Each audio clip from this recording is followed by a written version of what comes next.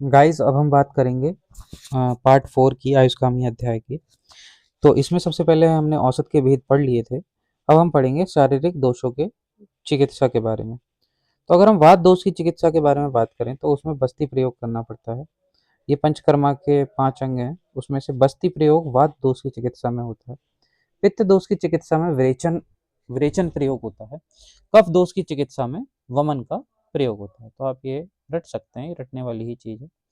मानसिक दोषों की चिकित्सा की बात करें तो मानसिक दोषों की चिकित्सा बुद्धि तथा धैर्य से व्यवहार करना, आत्मादि विज्ञान का विचार कर कार्य करना। भैया सीधी बात है, आप धैर्य रखोगे, पेशेंस रखोगे, तभी मेंटल डिसऑर्डर सही होते हैं। मेंटल डिसऑर्डर में आपने देखा होगा कि मेंटल डिसऑर्डर में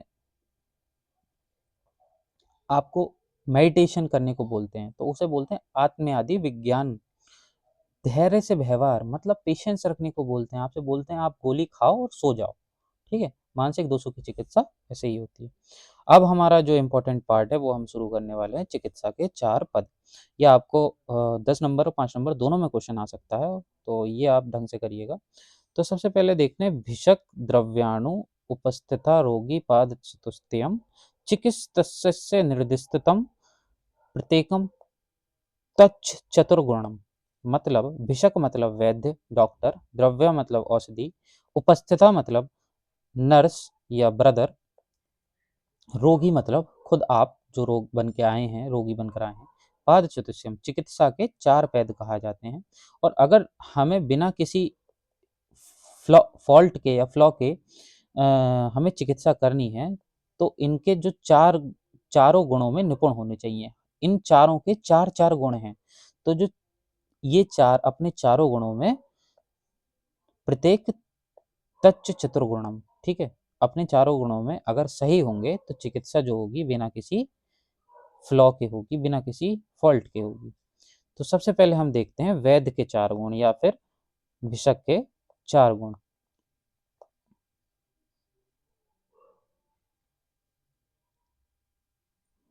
हम देखेंगे वैद्य के 4 गुण या भिषक के 4 गुण। दक्ष तीर्थ शास्त्रार्थो दृष्ट कर्मा शुचि भिषक। दक्ष मतलब चिकित्सा कर्म में कुशल, सीधी बात है भैया, अपने कर्म में तो कुशल होना ही चाहिए उसे। तीर्थ मतलब उसने आचार्य से शास्त्र के अर्थ को ग्रहण कर चुका हो, मतलब डिग्री वाला हो, कोई झोला छाप डॉक्टर नहीं होना चाहिए। दृष्ट कर्मा विधियों को देख चुका हो, मतलब उसने देखे हो रोगी कैसे सही हो रहे हो, मतलब कहीं पे उसने प्रैक्टिस करी हो। सूची शरीर तथा आचरण से परे, डॉक्टर ऐसा नहीं हो कि उसकी ज़्यादा बीएड हो रही है, वो खुद ही बहुत अनहाइजीनिक है, वो आपको और रोग कर देगा।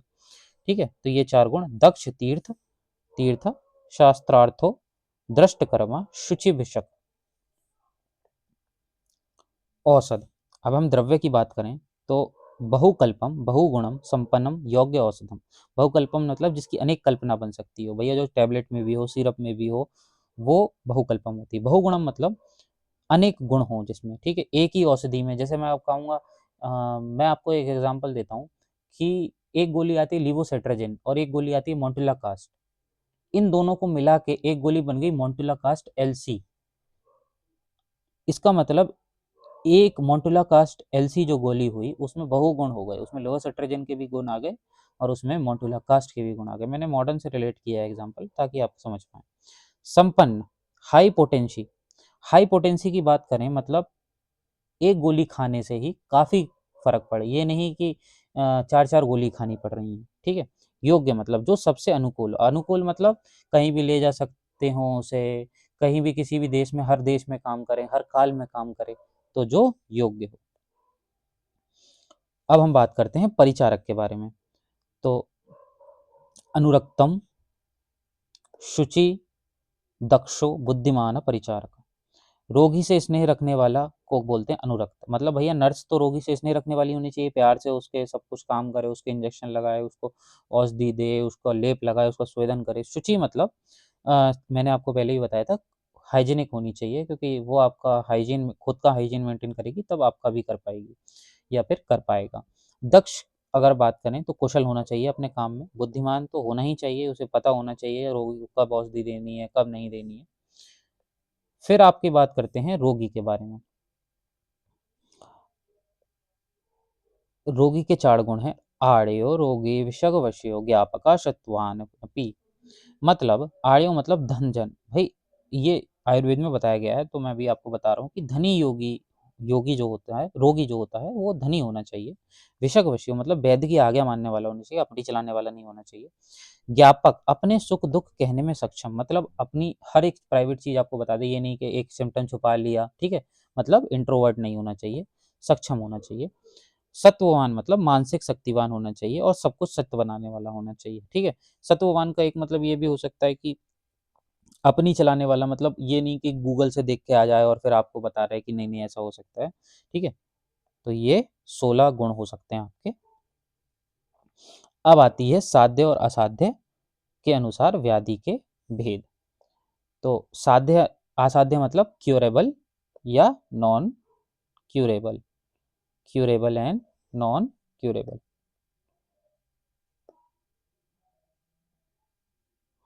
ठीक है।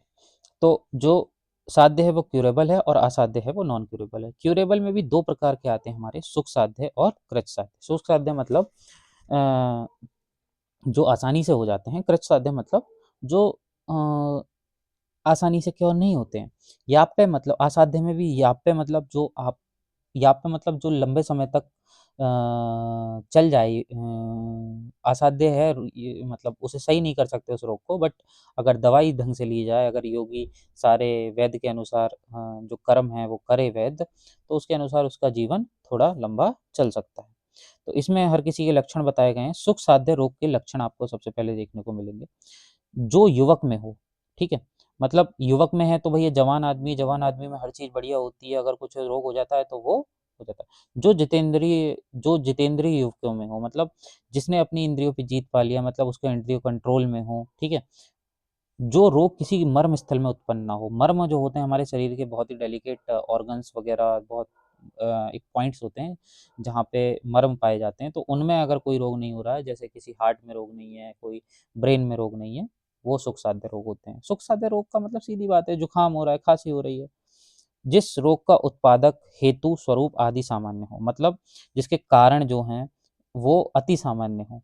आदि मतलब ज्यादा बेकार नहीं हो, मतलब आपको ज़्यादा परेशान ना करें, जिसमें अभी तक कोई उपद्रव पैदा ना हुआ हो, जिसमें कोई फ्लूइड का रिटेंशन ना हुआ हो, कोई फ्लूइड नहीं निकला हो जिसमें, जैसे कहते हैं कि भैया हमारा जो एसाइटिस होता है उसमें फ्लूइड रिटेंशन हो जाता है, तो वो जो है सुख साध्य रोग में नहीं आएगा।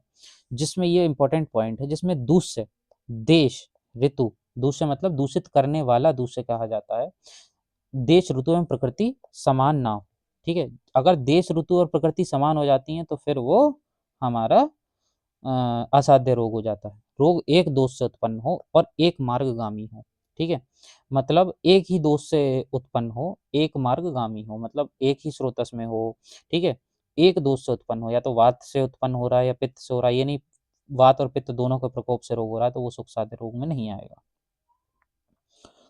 कष्ट साध्य रोग के लक्षण अगर हम देखें, तो जिसमें शस्त्र, क्षार, अग्निकर्म तथा विष आदि के प्रयोग किए जाते हैं, उन्हें कष्ट साध्य रोग बोलते हैं या कृच्छ साध्य रोग बोलते हैं। अग्निकर्म जिसमें हमें करना पड़ रहा है, शस्त्र कर्म करना पड़ रहा है, क्षार कर्म करना पड़ रहा है तथा विष आदि के प्रयोग करना पड़ रहा है, तो उसमें को हम कष्ट साध्य बोल रहे हैं। और सुख साध्य के जितने भी लक्षण हैं वो सब कष्ट साध्य में लिख देना। बाकी बाकी लेकिन जिसमें शस्त्र सार हानिक्रम हो गए वो कष्ट साध्य में आ जाता है। फिर याप्य रोग के लक्षण अगर हम बात करें, जिसमें पूर्वोक्त सुख साध्य के लक्षणों से विपरीत लक्षण हो, जिसमें बाकी के लक्षणों में विपरीत लक्षण हो, वो याप्य रोग के लक्षण हो जाएंगे। आयु के शेष रहने के कारण अथवा पथ्य आहार विहार तथा औषध के अभ्यास करते रहने से कुछ शांत रहता है, शांत रहता हो जाता है याप्य रोग। लेकिन जो होता है, इसके जो सारे लक्षण होते हैं वो विपरीत होते हैं सुख साध्य के। अनु फिर आता है हमारा अनुपक्रम या प्रत्याख्य के लक्षण, जो सुख साध्य लक्षणों से अत्यंत विपरीत हो, बहुत ही ज्यादा विपरीत हो गया भैया, बहुत ज्यादा उपद्रव हो गया, ठीक है, मर्म स्थल में हो रहा है, ठीक है, जिसका देश ऋतु प्रकृति समान है, जो औत्सुक्य मोह तथा अरिति लक्षणों वाला हो। औत्सुक्य मतलब आदमी पागल सा हो रहा है, अधिक प्रसन्न होना या उठ उठ कर दौड़ना, ये सब औत्सुक्य के लक्षण होते हैं। अरिति, अरति मतलब किसी चीज़ में रीति ही नहीं रह जाती है, जैसे डिप्रेशन बोलते हैं जिसे, ठीक है? डिप्रेशन हो गया आपको, अल्ज़ाइमर हो गई, जिसमें अरिष्ट लक्षण दिखलाई दे रहे हैं, जिसमें मृत्यु कारक, अरिष्ट मतलब मृत्यु कारक लक्षण दिखलाई दे रहे हैं, एवं जिसमें ज्ञानेंद्रियों का नाश हो गया है।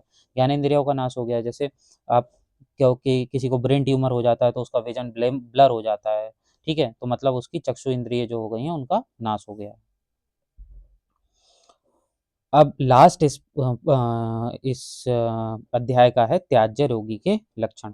तो हमें कौन-कौन से रोगियों को त्यागना चाहिए जिसमें राजा या महाजन द्वेष करता हो, ठीक है? जो जिससे राजा या महाजन द्वेष करता है, ये पुराने समय में ग्रंथ लिखे गए हैं, तो ये सब है कि राजाओं ने जिन जिन लोगों को बॉयकॉट कर दिया, उनका रोग हम उनका उनको हमें उन रोगियों को नहीं लेना चाहिए। जो वैद्य से द्वेष करता हो, जो हमसे ही चिढ़ते हों, उनको भी हमें रोगी नहीं लेना चाहिए। जो चिकित्सक की आज्ञा ना माने, जो हमारी आज्ञा ही नहीं मान रहा है, उसको भी त्याग देना चाहिए। जो गतायु हो, मतलब जिसकी आयु कम रह गई हो, जो मरने वाला हो, अब उन बूढ़े को ही रोगी बना लोगे तो प्रॉब्लम होगी। जो अत्यंत क्रोधी हो, जो होते हैं ना आजकल के रोगी, थोड़ा सा कुछ आपको वो सही ना हो तो हुँ, वो जो सही ना हो फिर भी अपना मतलब क्रोध दिखाने लगते हैं। जो भीरू हो, भीरू का अर्थ है मतलब जो गूगल से देख के आ जाए और खुद ही तेज बने, ठीक है? सॉरी, वीरू का अर्थ ये नहीं होता है, वीरू का अर्थ मैं आपको बताऊँगा बाद में। जो कृतघ्न हो, कृतघ्न मतलब जो आपका परोपकार माने ही ना, आपने उसे सही भी कर दिया फिर भी वो आपका गुणगान नहीं कर रहा है। जो वेदमानी हो, वेदमानी का अर्थ वो होता है जो गूगल डॉक्टर जिन्हें बोलते हैं वो वेदमानी होते हैं, ठीक है?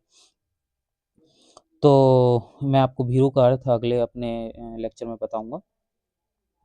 मैं अभी थोड़ा अभी भूल रहा हूँ। तो ये त्याज्य रोगी के लक्षण हैं और ये हमारा यहाँ पे आयुष्कामी अध्याय अंत होता है।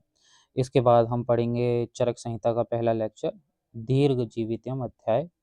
क्रिया शरीर का लेक्चर भी बीच में आ सकता है, तो आगे पढ़ते रहिए, सपोर्ट करते रहिए। बस ऐसे ही आपको लेक्चर मिलते रहेंगे। आयुर्वेद की जय हो। जय धन्वंतरी।